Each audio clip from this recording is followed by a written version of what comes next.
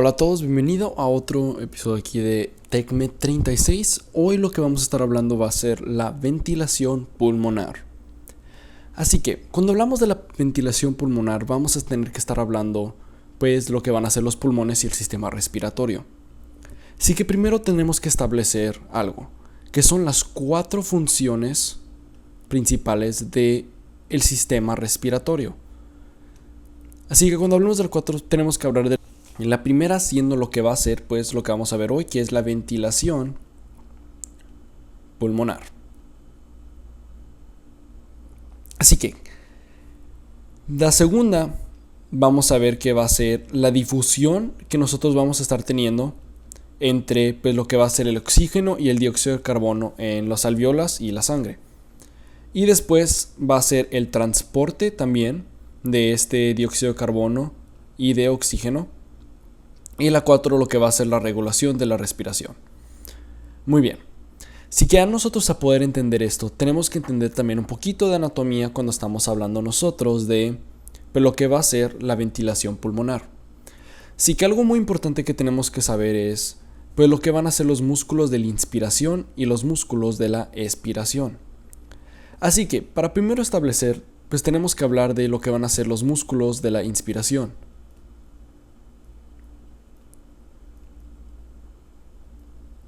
Así que los músculos de inspiración podemos hablar de varios y lo principal tenemos que decir es que vamos a tener unos principales, unos que van a facilitar, no tanto que van a estar tomando un papel muy extremo, pero van a ayudar un poco para lo que va a ser la respiración y después lo que van a ser los accesorios. Muy bien. Así que, cuando hablamos de los principales para la inspiración, vamos a tener dos específicos, que vamos a tener lo que van a ser el diafragma, que es el principal, y lo que van a ser los intercostales externos.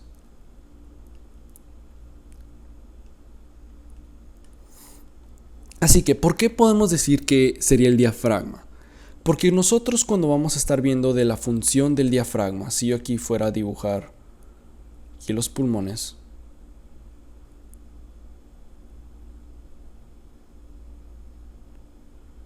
así que si yo aquí tuviera los pulmones, acá abajo vamos a estar viendo lo que va a ser el diafragma.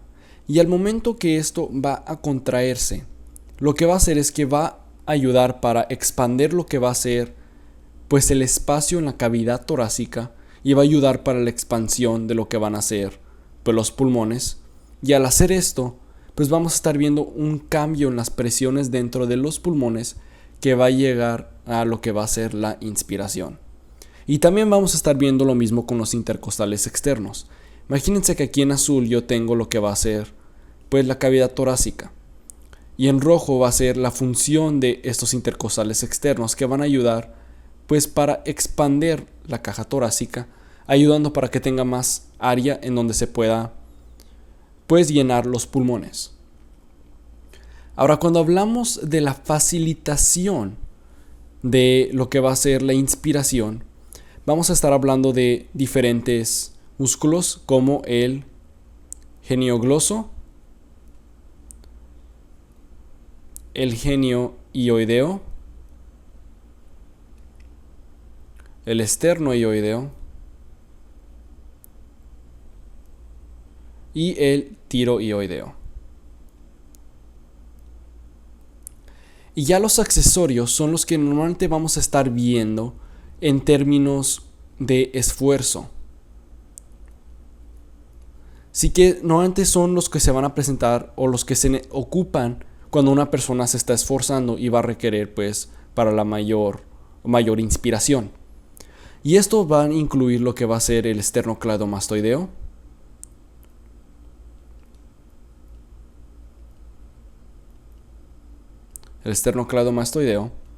los escalenos, los pectorales mayores y los menores. Y también vamos a ver que va a tener una función los trapecios y los ceratos. Así que estos accesorios los que vamos a estar viendo durante el esfuerzo, los facilitadores, pues prácticamente los que van a estar tomando un papel muy pequeño en lo que va a estar ocurriendo, pero también están ahí para poder, pues, ayudar para la inspiración. Muy bien, ya que tenemos esos establecidos, también tenemos que hablar lo que va a ser los músculos expiratorios. Así que, pues, de la expiración. Sí, cuando hablamos de los principales, tenemos que tomar algo en cuenta aquí, que los músculos de la expiración no tenemos principales, porque la expiración es algo pasivo, por la razón que aquí cuando estábamos hablando de lo que era el diafragma, pues qué es lo que nosotros podíamos darnos cuenta, que técnicamente lo que ocurría es que se necesitaba contraer el diafragma, como aquí queríamos ver, así que al momento que se para de contraer y se relaja, se va a regresar a su posición original, causando un cambio en las presiones y causando que haya o ocurra la expiración. Pero claro, sí hay ciertos músculos que toman un papel en lo que va a ser la expiración. Sí que los principales pues no vamos a tener, pero vamos a tener unos para facilitar. Y estos serían los intercostales internos. Y pues también, como hablábamos de los accesorios durante tiempos de esfuerzo, pues vamos a ver que vamos a tomar, o los que van a tomar un papel principal van a ser los músculos abdominales. Y estos abdominales va a incluir lo que va a ser el recto anterior, el oblicuo y el transverso. Así que ya poder entender esto, lo que podemos hacer es, ahora podemos hablar de lo que va a ser, pues, estos o el ciclo respiratorio.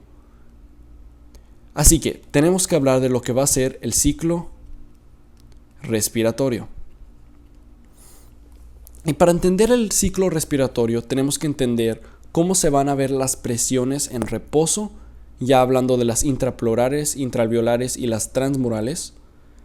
Y prácticamente al ver estos cambios podemos nosotros determinar qué es lo que va a estar ocurriendo. Así que aquí vamos a tener nosotros un alveolo. Muchos libros usan este tipo de ejemplo en donde vamos a tener un alveolo y pues dibujan así lo que va a ser el pulmón. Así que al principio nosotros, ¿qué es lo que vamos a estar viendo en reposo? Lo que va a estar ocurriendo es que nosotros adentro lo que va a ser la presión intraalveolar es que va a ser igual que la atmosférica, de 0. Y aquí vamos a estar teniendo lo que va a ser pues la presión intrapleural, o sea dentro de las pleuras, que va a ser a menos 5. ¿Por qué menos 5? Porque nosotros lo que vamos a estar viendo es que la presión, si aquí pongo la presión pleural, va a ser igual a lo que va a ser la presión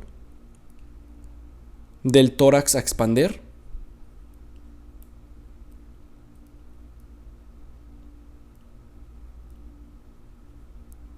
menos lo que va a ser la presión del pulmón a colapsarse.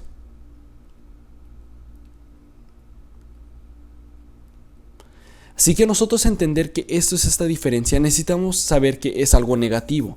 ¿Por qué? Porque la presión del tórax a expandirse tiene que ser mayor que la presión del pulmón a colapsar. ¿Ok?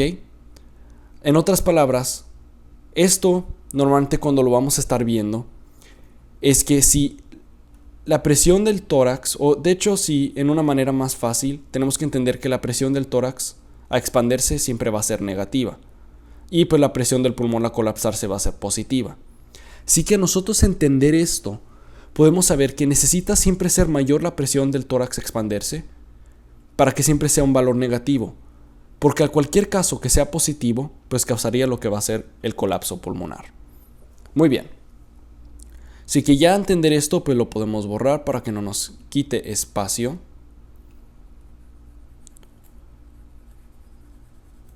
Muy bien. Y ya podemos seguir. Así que aquí vamos a estar en reposo. Y nosotros para sacar ahora lo que va a ser la presión transmural, pues va a ser igual a lo que va a ser la presión alveolar menos la presión pleural, que en este caso sería 0 menos -5, y esto sería igual a +5. Así que nosotros ahí a entender esto, pues nos podemos ir a lo que va a ser pues la inspiración.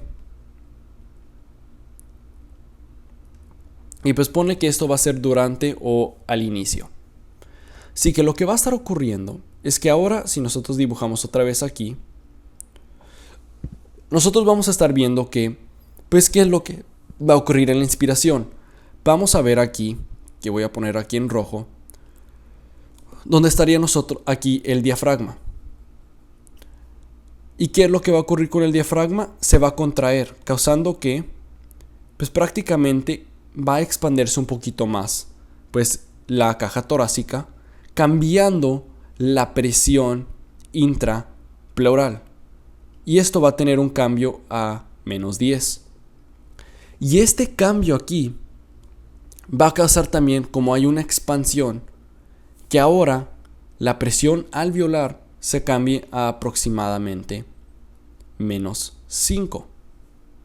Y este cambio aquí es lo que va a causar, aquí en azul, el influjo de aire adentro de los pulmones. Y al nosotros tener esto, pues ¿cómo es que vamos a ver un cambio ahora en pues la presión transmural? Es que ahora se va a cambiar igual a un valor de +5. Y al final es donde vamos a ver un cambio completo. ¿Por qué? Porque al final de la inspiración, lo que va a ocurrir es que ahora se ha llenado el alveolo con el suficiente aire para que ahora se vuelva a nivelar con la atmosférica. Así que entró tanto aire que pues ahora prácticamente la presión adentro del alveolo va a ser igual que la atmosférica. Y pues vamos a ver que la intrapleural se va a quedar de -10 y todavía va a estar contraída el diafragma. Así que al momento que nosotros iniciamos la expiración, pues va a cambiar todo. ¿Por qué? Porque ahora lo que va a estar ocurriendo es que se va a relajar el diafragma, causando algo que se llama el recoil. Así que aquí tenemos ahora el diafragma, que ahora se está pues prácticamente relajando. ¿Y esto qué es lo que va a hacer? Va a hacer un cambio en la presión intrapleural a aproximadamente -3. Y esto lo que va a hacer es que prácticamente, aquí que pongo en verde, va a causar que pues se empiece a apretar la presión adentro del pulmón y va a causar que ahora la presión adentro del alveolo se suba a +3. Y como ahora esto es mayor que la atmosférica, va a causar el eflujo de aire. Y esto pues va a regresar después ya a la normalidad, que prácticamente lo único que va a hacer, como estábamos hablando de un ciclo, pues ahora lo único que va a estar haciendo es que se va a estar regresando pues a el reposo que teníamos acá. En otras palabras, que ahora se va a regresar a la normalidad, esto de -5 al intrapleural, y pues en reposo vamos a estar viendo este 0. Muy bien. Ya nosotros entender eso, podemos comparar esto que está ocurriendo con una imagen. ¿Y qué imagen sería esa? Que sería esta imagen aquí. Que prácticamente lo único que nos va a estar diciendo es que durante la inspiración, aquí ya poniéndonos valores diferentes dependiendo del libro que van a estar leyendo, porque aquí estamos a centímetros de agua. Así que si nosotros fuéramos a explicarlo en centímetros de agua, lo que vamos a estar viendo ahora es que aquí durante la inspiración, ponle que ahora se va a cambiar un poquito los valores que vamos a tener acá adentro. ¿Por qué? ¿Qué es lo que va a estar ocurriendo? La presión pleural, ¿qué es lo que estamos diciendo? Se tiene que cambiar a menos, y aquí te ponen como -8 en vez del -10 que les había dicho. Así que al nosotros entender esto, nosotros podemos saber que esto se cambia en negativo 8, causando que también se va a bajar el número para la inspiración de pues, la presión alveolar, que de aproximadamente negativo 1. Y esto va a causar el influjo de aire adentro de el pulmón, o bueno, adentro del alveolo, hasta que ya llegue pues a la normalidad. Ponle que aquí hasta 0 otra vez, en este punto. Y al estar a 0 en este punto, pues ahora ¿qué va a ocurrir? La expiración, en donde se va a relajar el diafragma.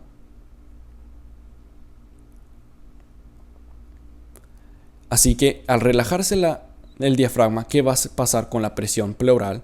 Pues se va a aumentar, que aquí te ponen a aproximadamente -5.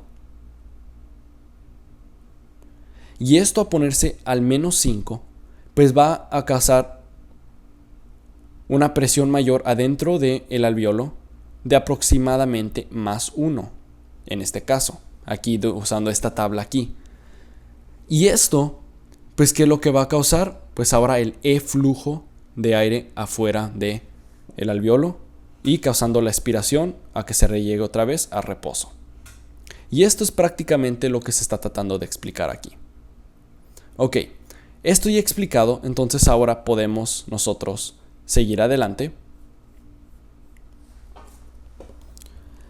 Así que ahora lo que vamos a estar hablando es un concepto muy importante que se tiene que saber, y eso es la complianza. O pues otra manera en que se puede poner va a ser la distensibilidad. Y esto lo único que va a estar tratando de explicar es que la complianza es la capacidad o hasta cuánto se pueden expandir los pulmones por cada unidad que se incrementa la presión transmural. En otras palabras, al momento que se está incrementando esta presión transmural, como estábamos viendo cuando estábamos haciendo la ecuación, pues va a tener que también expandirse los pulmones para tratar de tener mayor pues cantidad de oxígeno o de aire que va a estar entrando. Y eso prácticamente es lo que estamos diciendo cuando hablamos de la complianza. Así que tenemos que tomar en cuenta que pues esta complianza va a ser dado también por lo que van a ser dos fuerzas. Así que dos fuerzas elásticas. Y las dos fuerzas elásticas que vamos a estar viendo son, pues una va a ser la de pues el tejido pulmonar. Y la segunda es por un concepto muy importante que tenemos que cubrir, que va a ser la tensión superficial.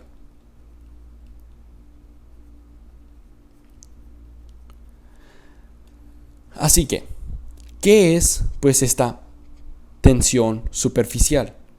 Y es prácticamente la fuerza que va a estar teniendo pues aquí la superficie de los alvéolos a colapsarse. Y esto es dado por el agua que va a estar contenido adentro de los alvéolos. Así que si yo aquí fuera a dibujar un alvéolo, pues aquí algo que vamos a saber es que pues va a tener agua alrededor de él. Así que agua tiene dos propiedades muy importantes, que es la cohesión y la adhesión. Es dado por esta adhesión del agua que se va a estar encontrando en las paredes aquí del alvéolo. Y la cohesión es la capacidad del agua a poder, en un término muy simplificado, de pegarse con el otro, de tener esta cohesión aquí. Así que nosotros lo que vamos a estar viendo es que dentro de fuerzas de presión o vectores, vamos a estar viendo que pues el agua va a tener la tendencia a colapsarse. ¿Por qué? Porque prácticamente se quieren pegar y llegar a un final que prácticamente va a estar así. Y pues esto, o el agua, va a estar pegada. Así que va a tender a colapsarse. Así que vamos a nosotros ocupar algo que va a evitar pues este colapso. Y adentro nosotros de los alvéolos vamos a tener unas células pues específicas que se van a llamar las pues células epiteliales alveolares tipo 2. Y estas van a secretar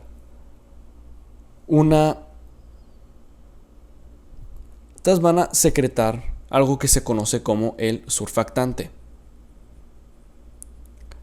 Y este surfactante, pues lo que va a ser muy específico de estos es que estas células epiteliales pues prácticamente van a tener inclusiones lipídicas. Así que ese surfactante va a estar compuesto de fosfolípidos. También ciertas proteínas y de iones. Pero lo más importante es saber que va a tener estos fosfolípidos, específicamente uno que se va a nombrar dipalmitoil, fosfatidil, colina. Dipalmotail, fosfatidil, colina. Y estos fosfolípidos, siendo ya hidrofóbicos, van a ser responsables a reducir esta tensión superficial. ¿Por qué? Porque lo que van a hacer es que pues prácticamente esta se va a disolver en esta parte del agua, o no tanto disolver por la razón que son hidrofóbicos, y se van a estar moviendo alrededor de toda la superficie, quitando la habilidad de la cohesión. Así que, para poder medir entonces lo que va a ser la tensión superficial, esto se va a medir en lo que se va a conocer como dynes sobre centímetro. Que no me voy a meter en verdad en lo que es su ecuación, pero esto aquí nos está diciendo la capacidad de, o tanto lo que va a ser la tensión superficial. Así que si nosotros fuéramos a tener nomás agua pura en el alvéolo, así que aquí ponemos agua pura. Cuando hablamos de dynes sobre centímetros, vamos a estar viendo que pues va a ser aproximadamente 72 dynes por centímetro. Cuando hablamos de pues agua pura y su tensión superficial, que es pues medio alta, causando el colapso aquí alveolar. Si tomamos líquidos normales, esos normalmente tienen una tendencia de 50, o sea, en su tensión superficial. Y ya cuando hablamos de estos líquidos dentro del alvéolo con surfactante, pues se va a reducir esta cantidad de aproximadamente 15 dynes por centímetro. Y esto aquí es extremadamente importante saber porque estamos viendo esta alta disminución de la tensión superficial. Otro concepto también de entender es el radio. Y no el que usamos para oír música, sino el radio cuando hablamos de pues también lo que va a ser el diámetro sobre 2. Así que dependiente del radio, nosotros podemos entender, si yo tengo aquí dos alvéolos, que entre más pequeño el radio, pero lo que va a hacer es que nosotros sabemos que, o diciéndoles, que la tensión superficial es inversamente afectada por el radio del alvéolo, que significa que entre más grande el radio, menor va a ser su tensión superficial. En otras palabras también, entre más pequeño el radio, pues más grande va a ser su tensión.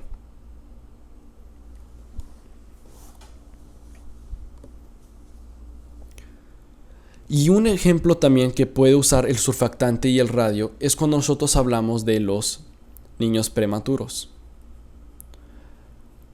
Porque nosotros al estar naciendo, pues vamos a estar desarrollando los pulmones. Y no es hasta la 6ª o a la séptima semana de gestación, sexta o séptimo mes de gestación, que se va a empezar a secretar el surfactante. Así que cuando uno nace prematuro, no necesariamente va a estar secretando surfactante y pues va a tener un radio muy pequeño, causando que se colapsen los alvéolos y pues vamos a tener el síndrome respiratorio. Muy bien.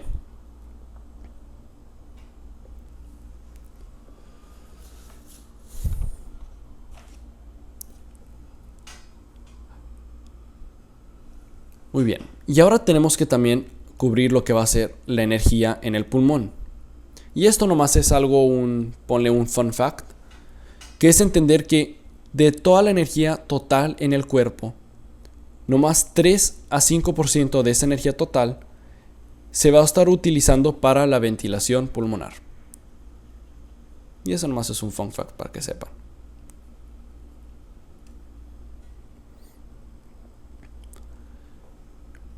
Ahora lo que sigue es algo extremadamente importante que ustedes se acuerden.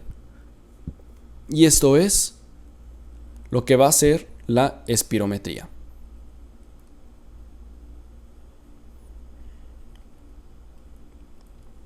Ok.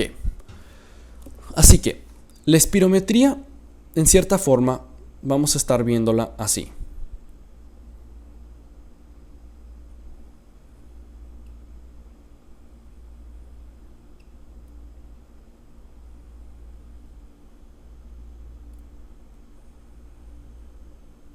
Muy bien. Así que aquí vamos a tener lo que va a ser una espirometría y en cierta forma la vamos a estar viendo así.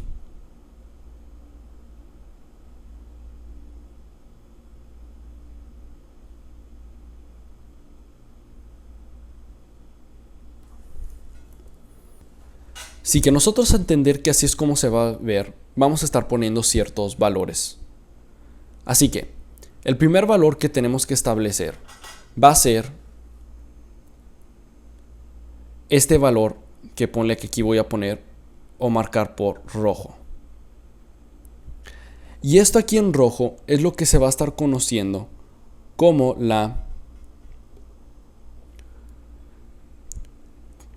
el volumen de reserva inspiratorio. En otras palabras, cuánto podemos inspirar en exceso. Y eso aproximadamente vamos a estar viendo que va a ser de 3000 mililitros en ciertos valores pues normales.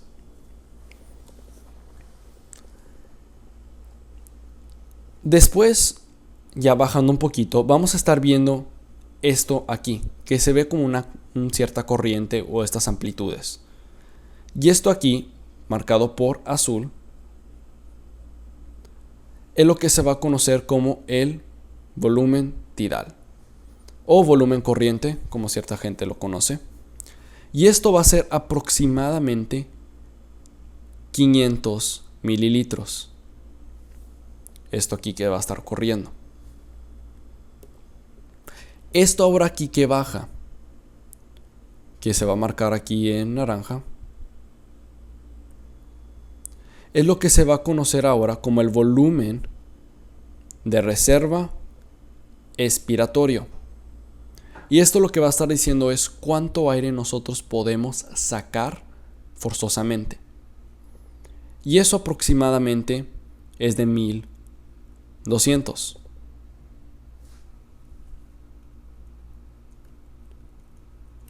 Es de 1100.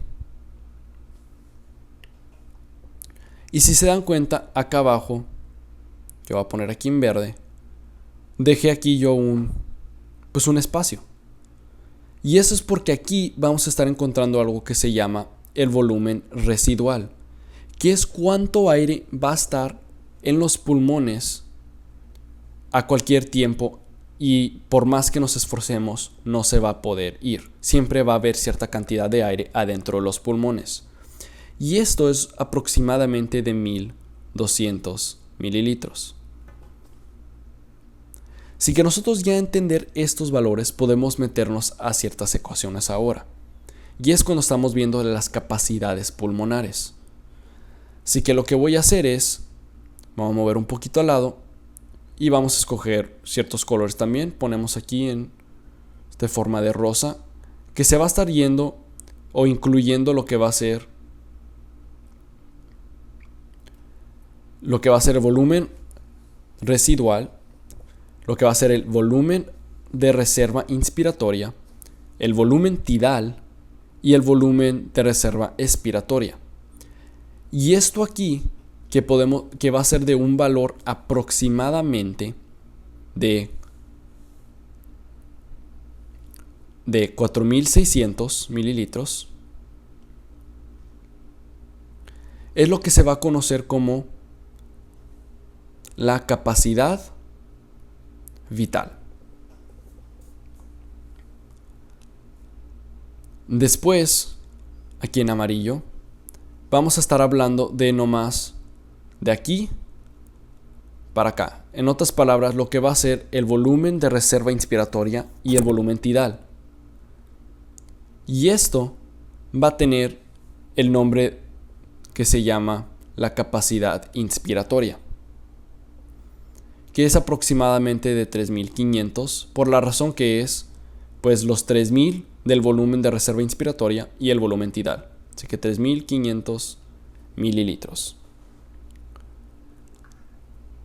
Después, ¿qué vamos a tener? Así que vamos a agarrar aquí otro color.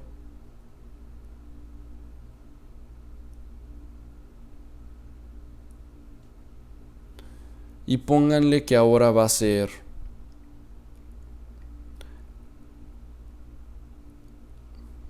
esto acá abajo. En otras palabras, lo que va a ser el volumen de reserva expiratorio y el volumen residual. Y eso lo que como se va a conocer, va a ser la capacidad residual funcional. Y eso es aproximadamente de 2.300 mililitros. Y ya teniendo estos valores también, vamos a ver lo que va a ser el más importante de todos, a cierto grado. Y va a ser de aquí hasta acá. En otras palabras, incluyendo todo lo que ya hemos hablado. En otras palabras, se puede calcular prácticamente diciendo lo que va a ser la capacidad inspiratoria más pues lo que va a ser el residual funcional. O decir que va a ser pues el volumen de reserva inspiratoria más el volumen tidal más el volumen de reserva expiratoria más el volumen residual. Y esto se va a denominar como la capacidad total pulmonar. Sí.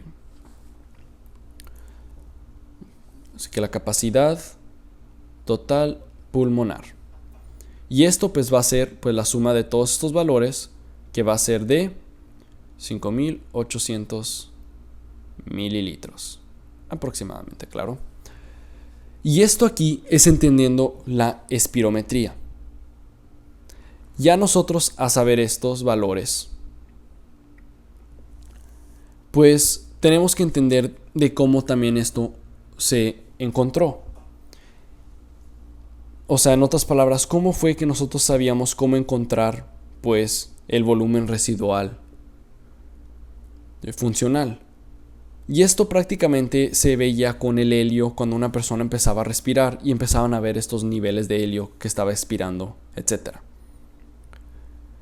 Muy bien, así que ahora nosotros vamos a hablar de lo que se va a llamar el volumen respiratorio en un minuto. Así que el volumen respiratorio en un minuto va a ser la cantidad de aire que una persona, o de aire nuevo que una persona va a estar pues inspirando y expirando por cada minuto.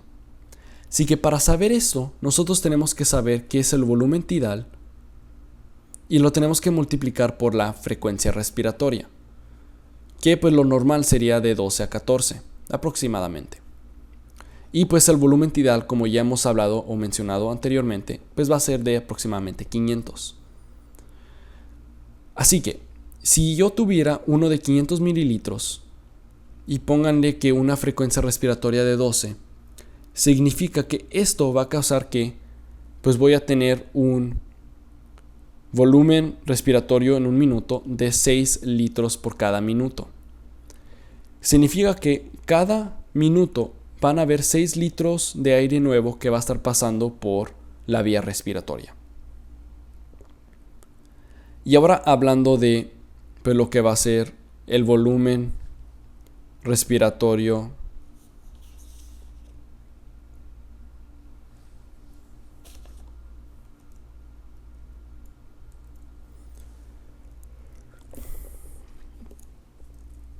y ahora hablar de pues el volumen residual por un minuto, también podemos hablar de algo lo que va a ser pues el volumen o la ventilación alveolar. Así que la ventilación alveolar se va a dar por la ecuación de la frecuencia respiratoria por el volumen tidal menos el espacio muerto fisiológico.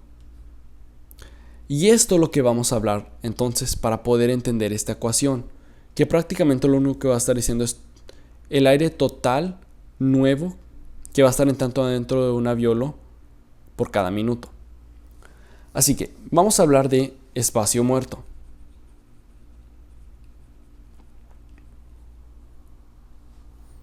Y lo único que sabemos nosotros del espacio muerto, o lo que se debe de... Lo más importante del espacio muerto es que pues prácticamente lo único que nos va a estar diciendo es el aire que no se va a estar o no va a tener un papel en pues el intercambio gaseoso. Sí que vamos a tener dos tipos, que va a ser el anatómico y el fisiológico. Y algo importante de saber es que el fisiológico va a incluir el anatómico.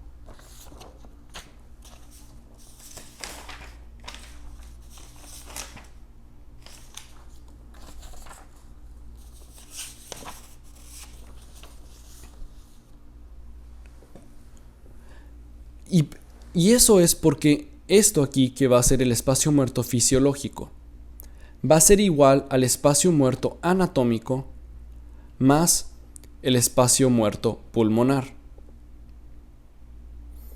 Y el anatómico va a estar dado por lo que va a ser el aire en la vía aérea superior y el aire en la vía aérea intermedia. Y es por la razón que el anatómico es prácticamente va a ser todo el volumen en el espacio o en el sistema respiratorio que no va a estar en los alveolos. Ya el que va a estar en los alveolos y pues en cualquier otra parte también va a ser el fisiológico. Y esto también se puede entender un poquito por lo que se va a denominar pues la perfusión y el flujo. Así que si yo fuera a bajar un poco y voy a dibujar una gráfica que se va a ver así. Y aquí vamos a tener la presión parcial de dióxido de carbono y aquí la presión parcial de oxígeno. Aquí ponemos de 150, aquí ponemos 100 y aquí ponemos 50. Y acá ponemos 45. Así que, imagínense que aquí estamos hablando de estas presiones y yo voy a poner aquí alveolo número 1, alveolo número 2 y alveolo número 3. Así que, ¿qué es lo que va a estar ocurriendo en alveolo número 1? Aquí en rojo voy a poner lo que va a ser pues los capilares. Si aquí vamos a estar viendo muy poco oxígeno y altas cantidades de dióxido de carbono. Este oxígeno que vamos a estar hablando es el oxígeno que va a estar adentro del alveolo. Así que vamos a tener altos niveles de oxígeno, así que lo voy a poner como un azul clarito. ¿Por qué? Porque tenemos altos niveles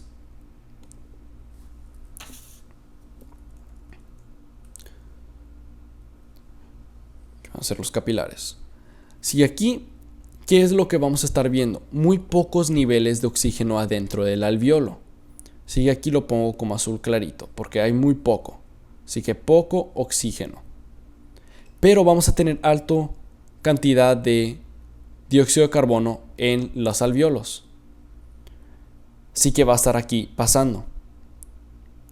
Pero por la razón que no hay mucho oxígeno, pues significa que algo me está tapando los alveolos, que no está dejando que pues prácticamente llegue muy bien la perfusión. Así que aquí lo que vamos a estar viendo es que va a haber un bloque alveolar, algo que me va a estar evitando que el oxígeno pueda pasar al alveolo para que pueda ocurrir el intercambio. Y esto aquí podemos considerarlo como un espacio muerto anatómico. Muy bien. Ya en el número 2, ¿qué es lo que va a estar ocurriendo? Igual vamos a tener un alveolo aquí y pues sus vasos sanguíneos aquí pasando. Y dice que vamos a tener niveles adecuados de oxígeno. Así que niveles adecuados de oxígeno. Ponemos una carita feliz. Y niveles adecuados de dióxido de carbono. O sea, en otras palabras, que va a ser aproximadamente 40 porque va a haber un intercambio gaseoso. Así que esto aquí es una parte normal. En el número 3,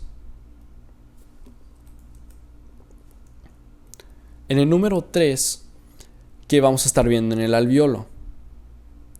Pero lo que va a estar ocurriendo es que vamos a tener altos niveles de oxígeno, que aquí pongo así. Señala que sí está llegando adecuadamente adentro del alveolo, pero estamos viendo que no hay dióxido de carbono. Y eso lo único que nos puede indicar es que va a haber algo tapando el flujo sanguíneo, causando que no haya flujo, como aquí podíamos ver.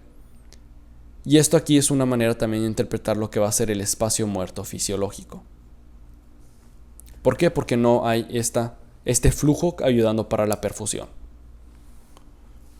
Muy bien.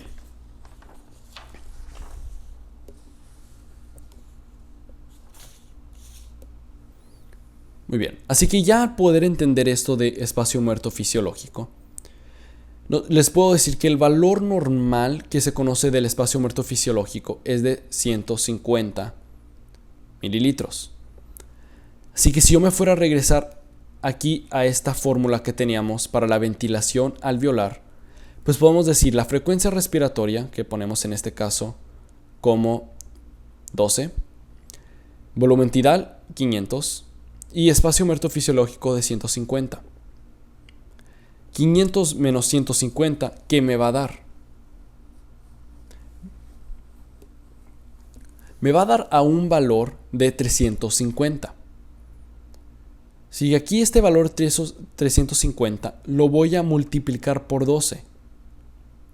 Y esto me va a dar un valor aproximado de 4200 mililitros por minuto. Y esta aquí es la cantidad de aire que va a estar pasando en el alveolo cada minuto.